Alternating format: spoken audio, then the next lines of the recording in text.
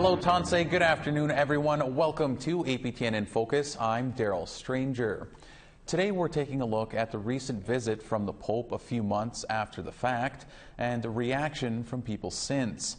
Today, we're putting the papal visit in focus. We'll speak with survivors to hear some of their experiences and their thoughts on the papal visit. As always, we want you to join in on our conversation. You can also tweet us at APTN InFocus or email infocus@aptn.ca. Now, before I introduce you to our guests, let's take a look at one survivor's story about what she had hoped for the Pope's visit. Many may wonder why survivors would go to such great lengths to see the Pope, but for Jerry, she isn't just going for herself. I'm going to stand there for my brother George, who never got to tell his story. And I'm going to stand there for my parents, because my parents, their children were taken. And I'm going to stand there for the survivors that can't make it. I'm going to stand there strong and proud. For those still living after the atrocities took place in the residential school system, there is pride in showing that they are still here and that they are not alone. I just want to stand there as a Anishinaabe, proud, and let them know that we survived. And my hair is long. Nobody could cut it for me anymore. And though the papal visit is only 1 week long, Jerry Shingoose hopes the Pope will see the extent of the lasting effects and sincerely acknowledge the pain left. I carry that experience every day. And then he needs to see that. Joining us here in studio are residential school survivors Geraldine Shingoose and Jennifer Wood. Hello, guys. Thank you, miigwech, for being here and speaking with us today. Thank you. So, Jerry, I want to start with you. I mean, as we just saw in that previous story, you said you mentioned you were going to visit the Pope to stand for your brother, your parents, and other survivors. Did you feel you got what you needed from that? Well, when I arrived, I got to Musquecheese. Well, my brother Dean came with me, and when we were sitting there listening to the apology, the statement from the Pope, I trusted everything. I opened myself up, and I left myself vulnerable, and I heard all the words, and it was very really triggering.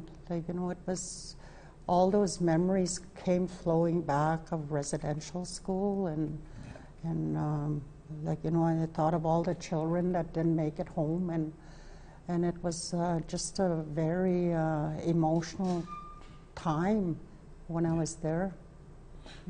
Well, I can only imagine that. And this next question is for sort of either or one of you. It's been a few months now, so how has the Pope's apology, sort of impacted your healing journey in the few months that it's been? Yeah, that's for either one of you again, that you can start with that. Well, it certainly opened up a lot of eyes across Canada. I mean, we have a perception on our lives of being survivors and the legacy that we've lived through. So, as my fellow survivor friend, Geraldine, I was standing for my ancestors, and I was standing for my brothers and sisters that were taken. So to me, there was value in the apology, in the fact that the highest of the Vatican came to apologize. I've always said that it's very personal, the apology to each survivor. There are some that will never accept it, but there's a lot and many that will do. So to me, it changed, I'm hoping, the perception that has been placed upon us, our lives. I'm really hoping that it changed on my healing journey for the racism and stigmatism and marginalization on our people. And Jerry, I'll ask you the same question. How has his apology sort of impacted your own healing journey? Well, when I came back from Musquecheese, it took me a month. I left there broken. It was very. a very traumatizing experience for me because of what I witnessed there and what I seen. And it was, they were saying to forgive and heal and reconciliation. I kept hearing those three words, but when I seen the names of those little children that didn't make it home, it just really impacted me emotionally. But also, it took me a month to come out and say what happened. Like, you know, there was no supports, there was no presence of our medicines, our sacred medicines. We couldn't even smudge after. Like, you know, it was all, and then when he made a statement, it was in his language, but when he closed it with Our Father in English. Like, I'm wondering, why didn't he make it his statement in English? It would have been more meaningful to me as well. But I recognize that, like, you know, that experience there at Musqueam, I'm hoping that, like, you know, Canadians were able to see, like, you know, the survivors that were there. We've seen a lot of pain, a lot of hurt. So there was a little bit of a longing, I guess, for a little bit more from the Pope then, just even if he could have done it in English even? Would that have been, would have been more meaningful, yes, yeah. Because, like, you know, when we were in residential school, we were taught, we were forced to learn English. Right, yeah. Like, you know, and that's the only language that I know now today, and, like, you know, so it was very hard to listen to that statement from another person and not from him. You know, it didn't mean anything to me. It wasn't meaningful. Right. And Jennifer, I just want to switch gears a little bit and to still stay on the same topic. Along with being a residential school survivor, you also work at the National Center for Truth and Reconciliation, right? So what's that like for you, that dynamic of being a survivor but also working at such a, you know, an organization that looks to do such great work for survivors? I'm very proud to be working at the National Center for Truth and Reconciliation and being a survivor because, you know, I understand the survivors and I know the survivors and they know me, and it's a place that's the record holder of all the records across Canada, the stewards and shepherds of our records. I feel very proud to work there, and I'm proud of the work that NCTR does. It's a lot of work and it's a lot of calls coming in across Canada for their records, for their family records, and I really feel that we are our own best resource when it comes to working with survivors and on behalf of survivors. I don't know if this is the right way to phrase this question, but is it maybe easier or harder for you to work there, just given that you are a survivor of a residential school? Well, certainly. I mean, there is records that are kept that are very confidential, and that we do get a lot of calls across Canada. But at the same time, you know, I would rather be there because I'm passionate for working with survivors. I would rather be the one that taking the call and walking them through stuff. We get a lot of requests for presentations and the education portion of it. So I feel good that I'm there, and I want to teach people more and more about our legacy. And you know, staying on the same topic, what are some of the things that the NCTR is doing and working towards in terms of reconciliation right now that you can share with us? Well, there's been a number of things. I mean, since the discovery of the unmarked graves and missing children, as you know, it galvanized our country to every household in Canada. NCTR has done a lot of work in terms of reconciliation. We just finished having Reconciliation Week, September, where they had huge crowds of education every day throughout the week in the Greater Toronto area, in Mississauga. We've also attracted, you know, there's different people that are coming on board now. The Ottawa coin that was on the grounds of NCTR, where they brought four original artists to make a coin that people could be gifted at for, you know, a small amount. So there's different things going on, and of course, you know, the survivors, we have over 3 million viewers as a result of Reconciliation Week and Education Week. And as well, there's a memorial cloth that the NCTR made with all the names of the missing children that never made it. It's very, I don't know how long it is, but it makes you spellbound when it comes into a room on the number of names on that memorial cloth. Yeah, I bet it would. Yeah, that's really great work that you guys do, and you do as well. And I know, Jerry, you're a big advocate as well of sharing stories and making sure people are aware.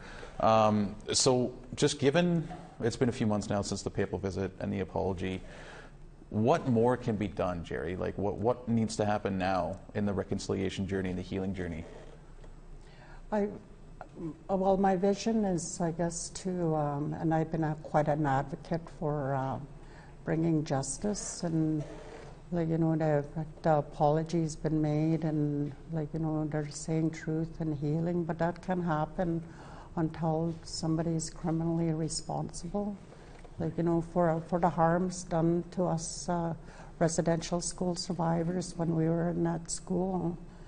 Because there was no admission from the Catholic Church when we went through the IAP, but also criminally responsible for, the little children that were left behind and that didn't make it home. Yeah. Yeah. We need to bring justice for them, those little ones.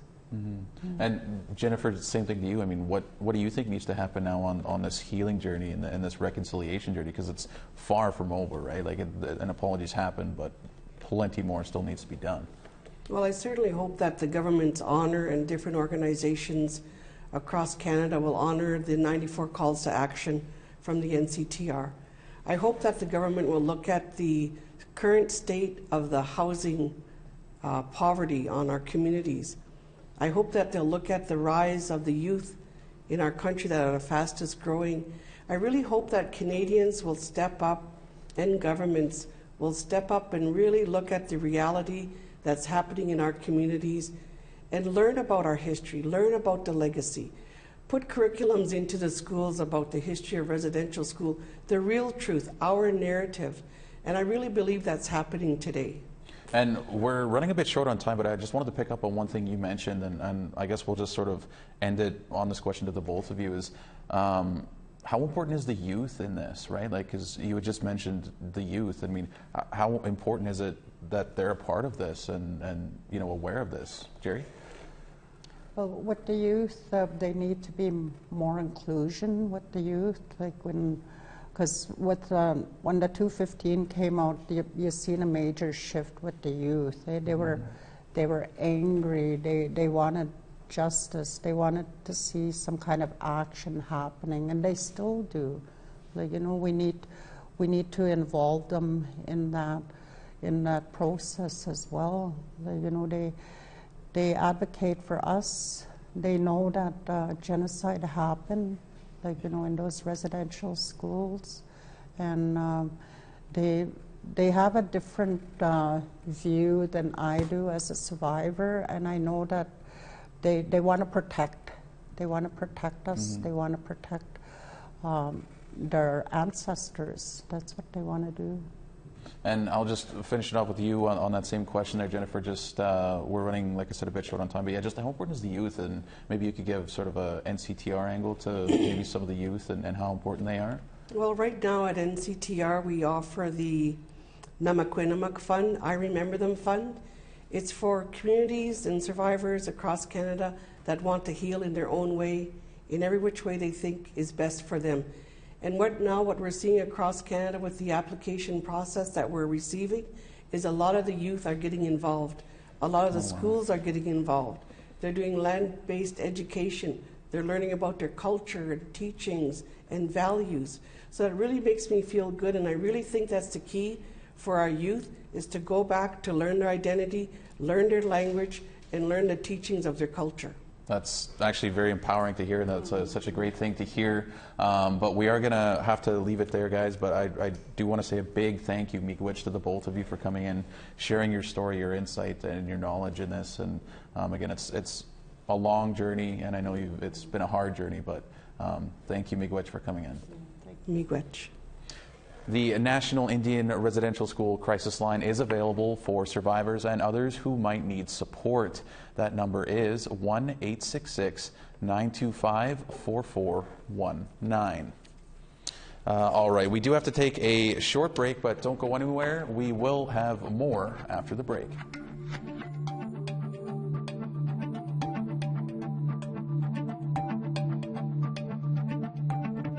Tweet us at APTN InFocus and send your thoughts to infocus@aptn.ca.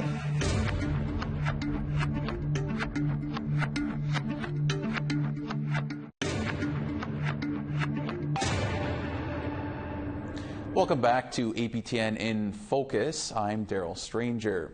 Joining us now is our very own Tina House from Vancouver. She has done marvelous reporting throughout the years, especially when it comes to residential schools and sharing survivors' stories. So, Tina, thank you so much for being here. Miigwech. Miigwech, nice to see you all. Thank you so much for having me once again. So, you were there for both the Pope's apology in Rome and here in Canada. I just wanted to ask, like, what did you make of the apologies, having covered it for so long? Well, I mean, certainly we've talked to so many survivors that are still very deep in their trauma and dealing with much of the pain and hurt left over from those residential school experiences. So it was a mixed bag. I mean, we ran into people that just said, you know, those words don't mean anything unless there's action behind it. But for others, it was very incredible to hear them say that, you know, once they did hear the apology, that it was almost like that pain and that hurt literally left their body, and that, you know, they were able to start their healing process and move on. So it was kind of a mix of both reactions along the way.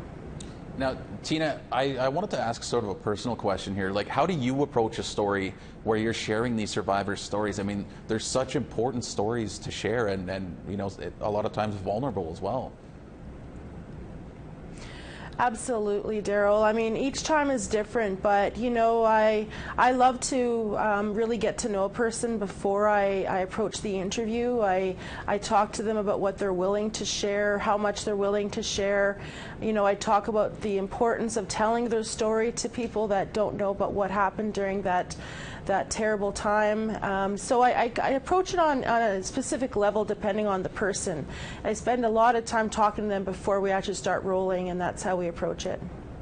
And you know, when you do hear these stories, I mean, it has to have some sort of effect, right? I mean, even when I watch some of the work you do, I mean, it sort of gets me a little bit emotional. I mean, so how do you handle that?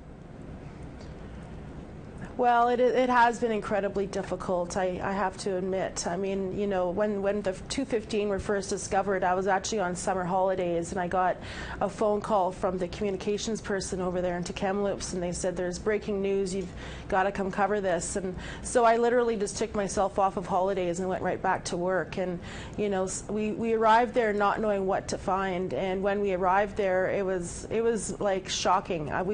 Nobody could really believe that there's actually unmarked graves just not too far from where we were all gathered. Now, it has taken a bit of a toll, I have to admit, but you know, I just keep believing that these stories need to be told. All Canadians need to know the truth about what happened at residential schools, and I have a really good, strong, supportive team behind me at APTN, including my colleague here, Simon Charlon. So we get to break, you know, incredible stories and give people voices that normally would never be heard, so we're very proud of that fact. And we're very proud that you know, you're here with us as well. So for the National Day of Truth and Reconciliation, you have a documentary. So your documentary was featured here on APTN. Can you tell us a little bit about your documentary? Yes, absolutely. We start from the very beginning. We go back to when the 215 were first discovered, and then next we travel to Rome, and we do some amazing summary of what our trip over there. I mean, it was intense, that trip. I mean, we worked long hours. We were 9 hours ahead of you here in Canada, so our deadline over there to file was like midnight every night. So we worked up until midnight every day, you know, filing those stories, and so much was going on. You know, it was just a very emotional time, and especially when he actually apologized. I mean, you could just hear a gasp within the crowd that, you know, this was the long-awaited apology that no other pope has done before. So we start there in Rome, we complete our journey over there in Musquechies, and then we bring it back home here to North Vancouver, where we talk with an elder by the name of Sam George, and I think he'll be playing that clip pretty soon. It was also important for me to wrap up the documentary with hearing from people that we met within that half hour, and then also some national leadership about what next, what should happen next after these apologies. Where do we go from here? Yeah, and you had just mentioned Sam George, Tina. I think we're going to go to that clip right now, actually. So here's that Sam George clip from your documentary. It's been a few years since Sam George came to this cemetery located on the Squamish Nation in North Vancouver, BC. He's here to come pay his respects to a little boy that he knew from residential school named Charlie Lucas. Probably in your 70s now. Probably would have been about 70 years old. Sam George is now 78 years old, but in 1952, he, along with other Indigenous kids, were taken to St. Paul's Residential School, located not far from the cemetery. He remembers the first day that he first met little Charlie. And there was about 4 or 5 of us playing, and I looked up and I seen this little boy standing there, and it was his first day of school. The nun said, "Number 3, or I don't know if she called me by my number, which was not unusual. She said, "This is Charlie, you take care of him." And so, you know, like, I took care of Charlie. He was just like, everybody called him my little puppy. Everywhere I went, he was right behind me. Sam says that he loved looking after little Charlie, and then one night, everything changed. Charlie was sleeping a couple of beds away from me, and I was laying there and I heard him crying, and I got up and looked, and he was sitting there, he was holding his head and he was crying. And I went over and I sat beside him. I said, "What's wrong, Charlie?" He said, "My head hurts." They rushed him to St. Paul's Hospital and they operated on him, and his brain was swelled. Yeah, little Charlie didn't make it. They said he died on the operating table. It wasn't until years later that Sam found out what really happened to little Charlie Lucas. My cousin said, "Remember that little guy who followed you around?" I said, "Yeah, Charlie." He said, "Well, we were upstairs in the daytime. We weren't supposed to be up there. And we heard the nun coming upstairs. So we hid away in the closet. There was just enough for them to squeeze in, but they could see the top of the stairs. The nun got to the top of the stairs and she had little Charlie with her. And for whatever reason, she got to the top of the stairs and she started slapping Charlie around, punching him. And he was crying, and she started shaking him, and then she threw him down the stairs. She was shaking him so much he went flying all the way down to the bottom of the stairs. You know, and I really believe she got away with murder, eh? He died because of her. Tina, I mean, that's just such a powerful story, and I mean, it's hard not to get a little bit emotional watching something like that. So can you maybe just sort of explain that clip that we just watched a little bit, and maybe how that came about and that type of thing? Absolutely. I've known Sam George for many years, and I knew a little bit of his story, and he always talked about that little boy, Charlie, and I said, okay, let's sit down and do the interview. So we've actually had that interview for a while. I knew it was something that was very special when we shot it, but it took me a while to go through it, as you say, because it was so emotional to watch. But really, it was almost like a sense of us being guided when I was, going through the footage and writing the script and writing the voiceovers and figuring out the flow of how the story was going to go. And then when we finally saw the end piece, I mean, I cried. I honestly cried my eyes out because I feel so bad for that little boy Charlie and all the other little ones that never made it home. There's many little Charlies out there, as we're now finding out. So, once again, I feel that it's very important that Canadians understand the impact of those houses of horror and what happened and what still is continuing to traumatize our communities. I think that it's incredibly important that we do shows like this on InFocus, and thank you so much for using this as one of your topics and something that we've certainly spent a lot of time and effort in covering over the years. So thank you to everyone there at head office for allowing us to do these types of stories. Well, and a big thank you to you and everyone who does these stories. And I guess just what sort of gave you the idea to do this documentary? I mean, I think it's such an important piece to do. So, where did that idea sort of come about to share all of these very impactful stories? Well, I mean, there's no question, the last year for Simon and I has been incredibly busy, traveling to Rome and going to Musqueam. We also went over to Saskatchewan, at the Cowessess First Nation, where the 751 unmarked graves were found there. I mean, the whole experience of it all, I really wanted to try to put that together in a very short window of this is what we deal with on a daily basis. I mean, every day we go to work, we know that we have a very important job to do, and I really wanted to showcase some of that work and some of those incredible people that we've met along the way. I know that I was deeply affected when we were over there in Cowessess. The first night that we actually arrived there on the reserve, they had put 751 solar lights in the ground, and I was standing out there in the middle of the field as the sun went down and all the lights started to pop up. All 751. I mean, it was like the magnitude of that, to see how many they were, that were lighting up. It was very profound, definitely. And this reconciliation journey is so far from over, and the healing journey for these survivors is far from over. I mean, every place that you go to, what are you sort of hearing from these survivors in terms of what needs to happen now? I mean, an apology's happened. Some survivors, don't really acknowledge the apology. But I mean, what are you hearing everywhere you go, having reported on this for so long, about what needs to happen now in these next steps?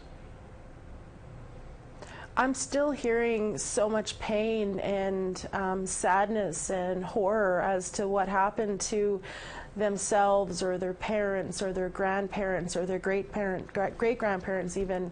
I think what needs to happen, and certainly what I've been seeing, is that we need more healing centers for trauma. Trauma is evident everywhere we go, and there's just not enough support and help for these survivors to go and truly confront their demons and confront their past and look forward to, roads of healing. And I think that we need more healing centers. I'm very disheartened that the Catholic Church has not stepped up with that healing fund as of yet, because it needs to happen immediately, and I don't know why that hasn't happened. Have you heard from survivors just on what you just touched about in terms of that fund at all? Is that something that's been talked about? Oh, yes, absolutely. Many of them are so upset. They're like, what do you mean? This is like one of the richest organizations in the world. Why is it that they can't come up with this funding? They're ordered to pay that years and years ago, and now I think that they've announced another delay. And in fact, when we were in Italy at a press conference, it was one of the archbishops that said that they would be asking their parishioners for donations to help support that fund, where we know they literally spend hundreds of millions of dollars renovating their churches across Canada every year. So why is that fund why hasn't that fund been established? I mean, the need is great and the time is now. So I really implore the Catholic Church to really step up to their obligation and pay that fund, and let's start the healing process now. And I just, one more follow-up quickly on that one is, what are survivors maybe doing about that, or the lack thereof of the fund? I think they're trying what they can, with what they have. I mean, certainly there's healers within our community that will be able to come and do smudging and do some ceremonial work and do some, sweat lodge ceremonial work. But I think that we need to go much deeper, and I think that, this healing should be applied to generations forward as well, because many of these parents that are struggling right now with their trauma, they really didn't know how to be parents. They didn't know how to show their their love and affection to their children, and that is certainly affecting the future generations. So this is a huge, huge issue, and the $30 million fund that was ordered for the church to pay is not enough money. We need way more money than that, because this is larger than anybody even knows. And Tina, we're running a little short on time here. I do want to get one last question in, and you had mentioned it with the youth and how important they are in all of this. Can you sort of, tell us just how important the youth is and what survivors are saying about the youth? Well, I'll tell you, I spent some time with one of our guests on the show here today, and forgive me, his traditional name, Stuart Gonzalez. I mean, yesterday we spent some time with him in Stanley Park, and he talked about that he actually didn't have family. He didn't have parents. He had a father that was not always there. His mother passed away when he was 7 years old. But when he spoke about his family now and everything that he's been through, he is the father of 3. He's the grandfather of 11 and the great-grandfather of 13. And just to see the joy in his face when he said, you know what, this is all about the future. This is all about my great-grandkids and me passing along a proud legacy of leadership to them. And it just really warmed my heart to see somebody that has been through so much trauma, but yet completely vibrant and alive and positive and such kind eyes and such a beautiful spirit, passing that along to his grandchildren. I think that it's a beautiful circle, full circle actually, for Stuart Gonzalez. So I was very, very happy to see that, and I've seen that in many other survivors that I've met as well. Well, I think that's a great little way to end our little talk here, Tina. So I want to say again, thank you, Miigwech, for taking some time here. Thank you so much. And again, the National Indian Residential School Crisis Line is available for survivors and others who might need support. That number is 1-866-925-4419. All right, let's go to social media now with our social media editor, Jesse Andrushko, to hear what some of you are saying about today's topic. Thanks, Daryl. Online, we asked our followers how the Pope's visit to Canada helped them on their healing journey, if at all. We got a lot of varying responses. Let's take a look. First, from Dennis on Facebook. He says, an apology was just a start, but means nothing without action. From Elaine, it wasn't an apology, just a shifting of blame. Patricia says, for some religious people, it was an honor to meet the Pope. Just the fact that he came all this way to meet with the people was a start. From Chris, I don't want flack, but for me, for him to come to Canada means something and is a huge start. Leo says, till he refutes the doctrine of discovery, I will not be satisfied. It was racism then and still is. Brittany says, didn't help. Actually, it was kind of embarrassing to watch the Pope receive a headdress. From Melvin, the Pope means nothing to me. What would his little trip to Canada help in how I'm feeling about the loss of so many of our children?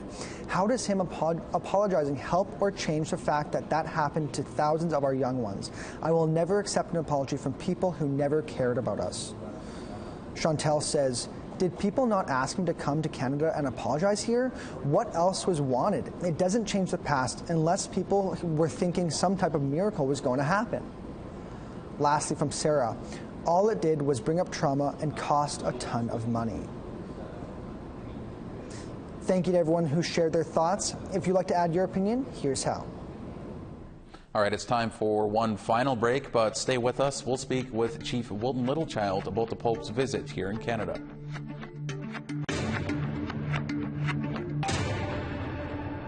Welcome back to APTN in Focus. Chief Wilton Littlechild has held numerous roles over the years, including former TRC Commissioner. He was at the forefront of the visit to Rome and the Pope's visit here to Canada. He joins me now. Chief Littlechild, thank you so much for taking some time out of your day to speak with us. Thank you for the ongoing interest you've taken on the papal visit recently. So why don't we start, with your thoughts on the past year or so, and when we look back on all that's happened with the Pope's visit and the possible discoveries of unmarked graves and just everything that's happened in the past year or so. What do you make of it all? Well, it's always a very mixed emotion. As a matter of fact, as we speak here on my reserve in my community, we're currently underway still with the ground penetration radar work near the former residential school site. But also the community is still working with others on the Truth and Reconciliation calls to action in an effort to build bridges among our neighbors and within our own families and so on. Now, I want to ask, it's been a few months now since the papal visit, and gifting a headdress to Pope Francis, do you regret doing that looking back now, given some of the reaction that's been the reaction of a lot of people? Well, notwithstanding the reaction, including threats on my life, I have absolutely no regret in what we did, because we followed our traditional protocols. We did our ceremonies. We were advised by elders and our committee before we undertook the action of gifting His Holiness Pope Francis with a headdress to signify that two things. First of all, he had asked for pardon several times, and I myself offered forgiveness for what happened to me as a child, but also as an act of reconciliation. So personally, I don't regret it at all. So how has the papal visit impacted you personally, Chief Littlechild?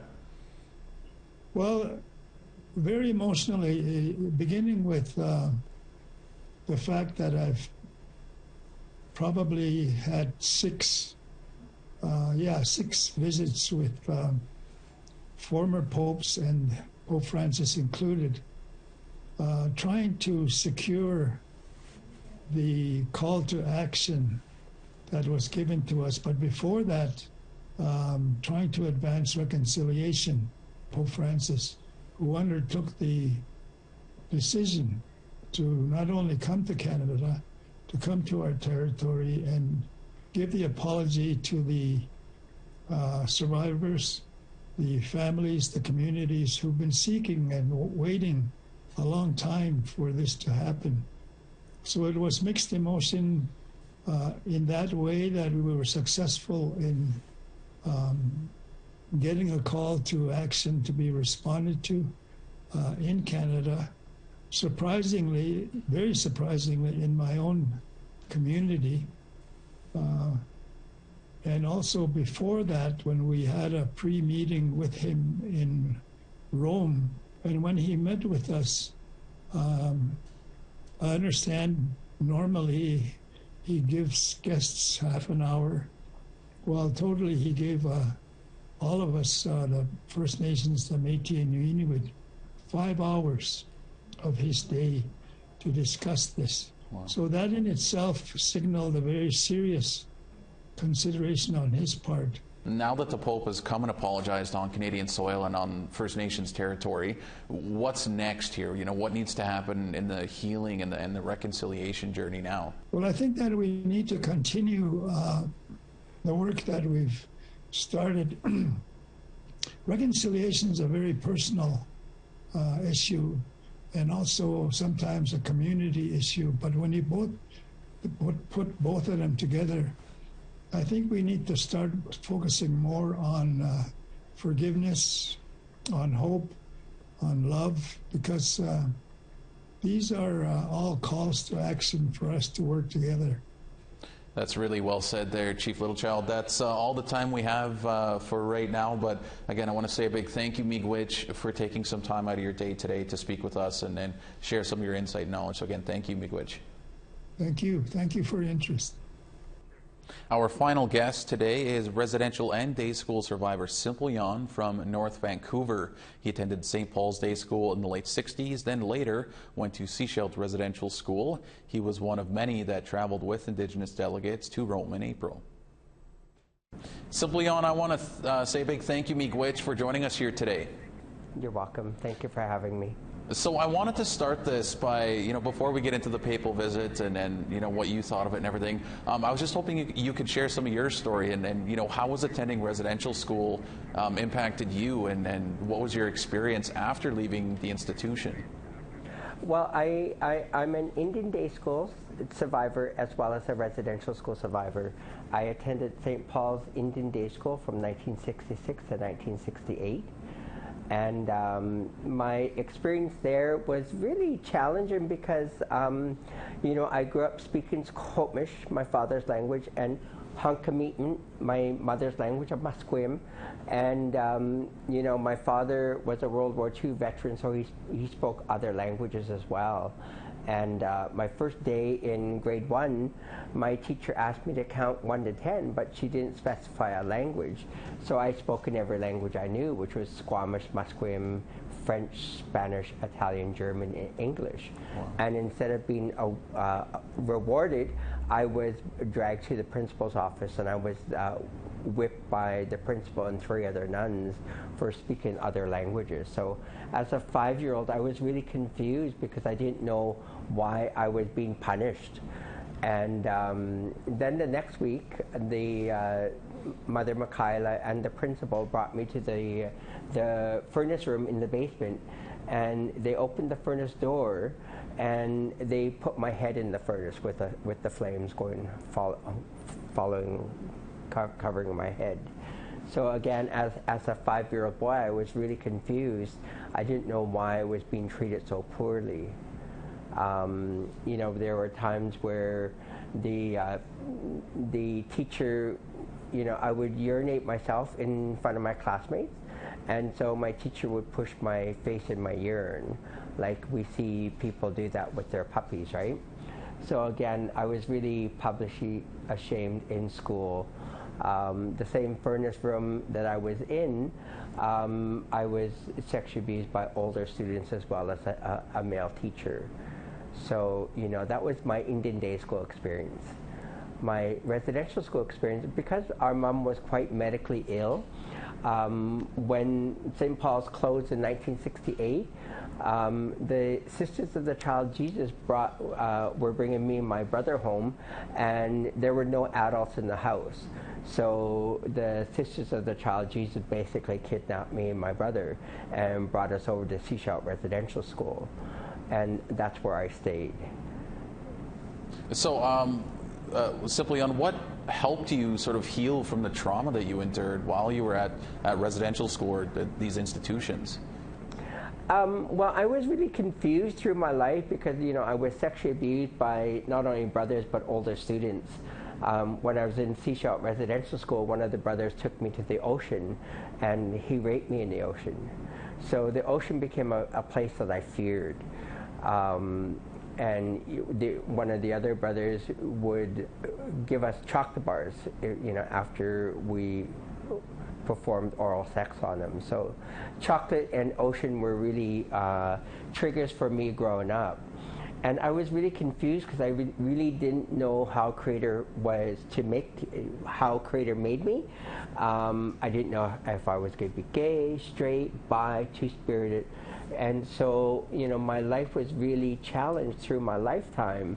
I would have relationship with women. That relationship would break down, and I'd go and I'd find a relationship with a man. That relationship would break down, I'd go back to a woman, and that was the pattern for many years. I really, when I came home from residential school, I started consuming alcohol at the age of 10, and street drugs at 14. So, that's all I knew. The term sex, drugs, and rock and roll, that's all we were doing. We were all being very promiscuous, not only on my reserves, but other reserves.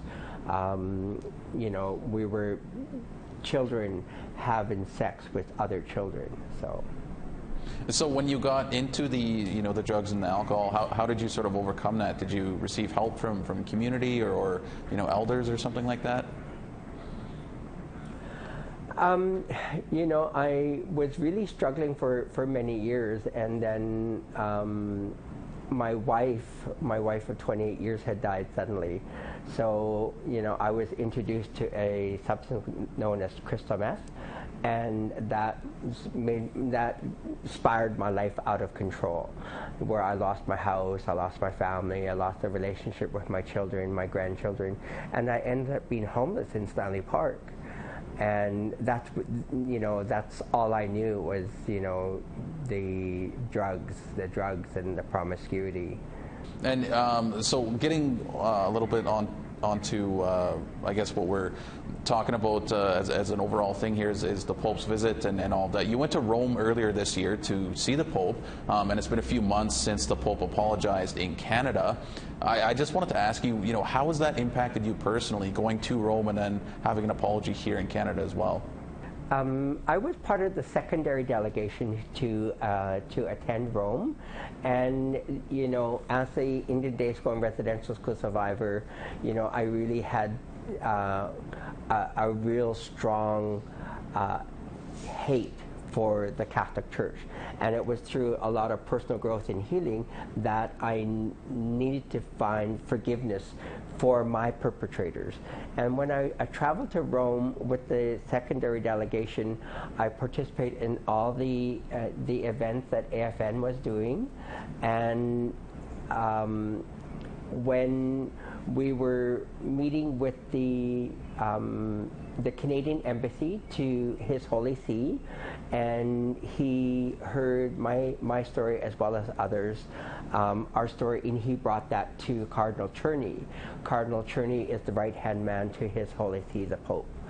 And when we were in the room where they hold conclave, and I heard the apology from the Pope, it was in Latin, so it was. I believe that his apology was sincere. I was given 2 spokwash, which are weave blankets, one for Cardinal Cherney and one for His Holy See.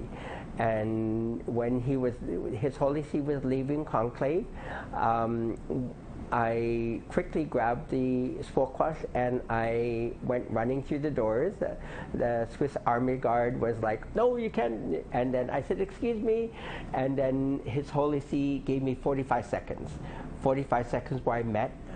I had met with Squamish elders, and their message was they weren't looking for an apology. They were wanting His Holy See to acknowledge the 169 years of trauma and horror that was bestowed upon us residential school survivors, and that they wanted him to come see us face to face, hear our stories, hear our hurts and our pains.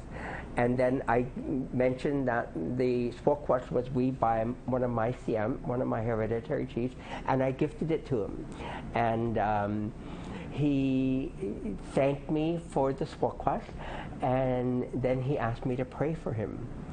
And then when we came home and I seen the apology, and when he was in Edmonton and Chief Willie Littlechild gifted him with the headdress, I got really tummy sick. So, it was a indicator that I still have lots of personal healing to do, because I got sick watching that. And I really needed to stay out of my judgments, because that was Chief Willie Littlechild's healing process, not mine. And I really need to acknowledge I need to stay out of my judgments. And so I still have lots of healing to do. And thank you for the question. So what should happen next, or now that the Pope has apologized? What are some of the next steps here in this reconciliation journey and a lot of people's healing journeys?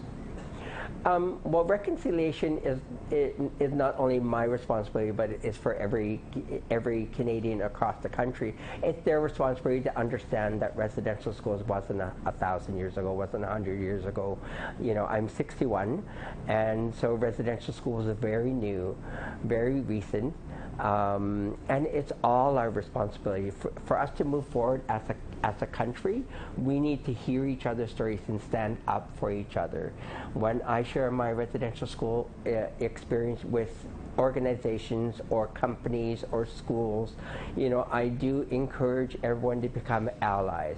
And what does that look like? It means that when two people are hearing or they're talking in public and someone's berating natives or aboriginals, oh, well, they're nothing but drunks. And, you know, I need people to stand up and say, no, you don't really know their story. You know, the majority of people, for instance, living in the downtown east side, they're either residential school survivors, Indian day school survivors, or 60 scoop survivors, or they're children of those survivors. So, you know, we do have a lot of work to do across this country, coast to coast. Well, we're going to have to leave it there simply on, but I want to say a big thank you, Miigwech, for sharing your story and sharing a bit of your insight into, you know, your personal journey on this healing and reconciliation journey. And again, thank you, Miigwech, and you know, we really appreciate all the time. Thank you so much. Thank you for having me. Have a great day. All right, that's all we have for you this afternoon on APTN InFocus. Thank you to all of those for joining us and sharing their stories. I'm Daryl Stranger. Thank you at home and online for joining us. Miigwech, and have a great rest of your day.